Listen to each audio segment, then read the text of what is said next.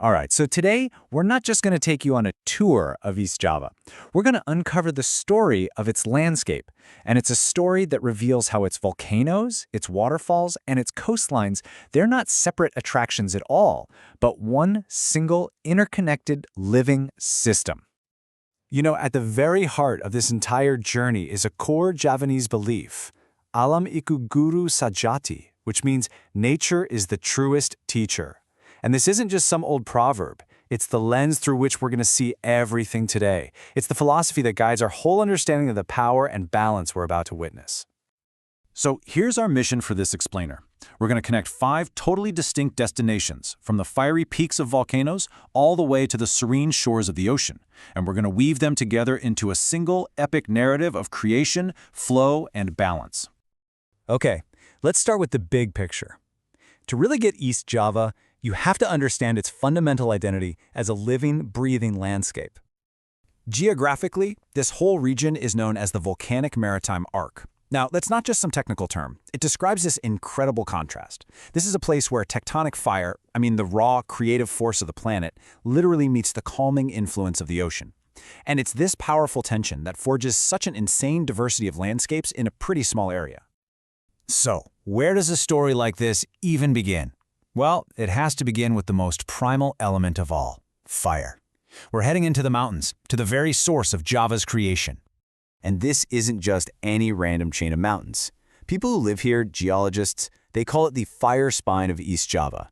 What a powerful metaphor, right? It just perfectly captures that raw, life-giving energy that flows through this volcanic backbone of the island. Within this realm of fire, you find 2 absolute titans, Mount Bromo and Kawa Ijen. And this slide just illustrates their differences so well. At Bromo, you witness this sunrise that inspires a feeling of majesty, of gratitude.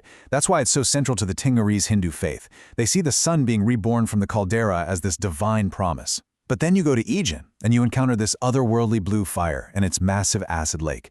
It evokes a totally different feeling, this primal sense of awe and profound respect, deeply rooted in Osing animist beliefs about the powerful spirits that live there. And just to give you a sense of scale, Kawaha Ijen stands at an impressive 2,799 meters. Now that's not just a number on a page, it represents a serious physical presence, a journey upwards into a completely different world where the air gets thin and the forces of nature are on full display. And with all that beauty comes some real danger. This risk matrix shows us that the awe Ijen inspires is absolutely earned. The high toxicity from volcanic gases, the extreme cold exposure, these are not things you take lightly.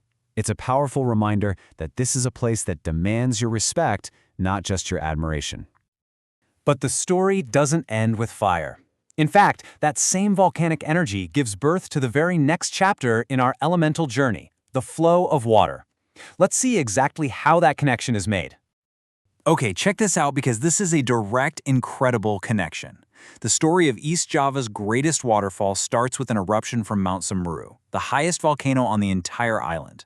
The ash and water from that volcano feed the Glitic River, which, over thousands of years, carves its way through the landscape to create the magnificent Tumpak Sewu waterfall. It is a perfect chain of creation. And just like the volcanoes had different personalities, so do the waterfalls.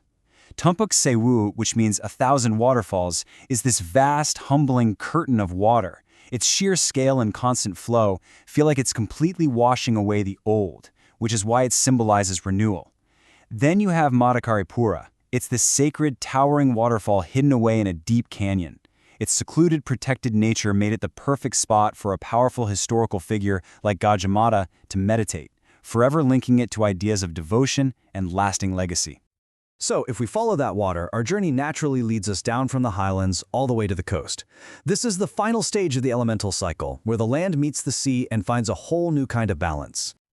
And this right here, this is where the entire geological story comes full circle. The very sediments, the ash and rock born in the fire of Semeru and carried down by the rivers that form Tumpak Sewu, they finally come to rest right here at Papuma Beach, forming the very foundation of the coastline itself. Papuma Beach isn't just any beach, though. It's a place of perfect equilibrium. Because of its unique geography, you can actually watch both the sunrise and the sunset over the water, the beginning and the end of the day, all in one place. And that duality perfectly symbolizes serenity and that ultimate balance between the powerful land we just traveled and the vast, calming sea. So, we've traveled from fire, through water, to the ocean. What have we actually learned? Let's bring this all together and see the deeper pattern that's been revealed. What we've really seen is that each destination was a chapter in a much larger elemental story. The volcanoes, they represent fire, raw power, creation. The waterfalls represent water. That's all about cleansing and renewal.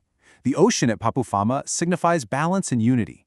And woven all throughout are the earth of the fertile caldera, symbolizing endurance, and the sky, with its sunrises reflecting eternity. It's a complete cosmology written right on the landscape. And this brings us to the final, central question.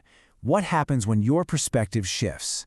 When you stop seeing a landscape as just a checklist of tourist spots, and you start reading it as a single, living story? Well, you begin to understand its true character. And that leads us to our final thought. The mountains teach us power, the waterfalls teach humility, and the sea teaches balance. Together, they remind us that a journey through East Java isn't really measured in kilometers, but in the depth of your awakening to the world around you.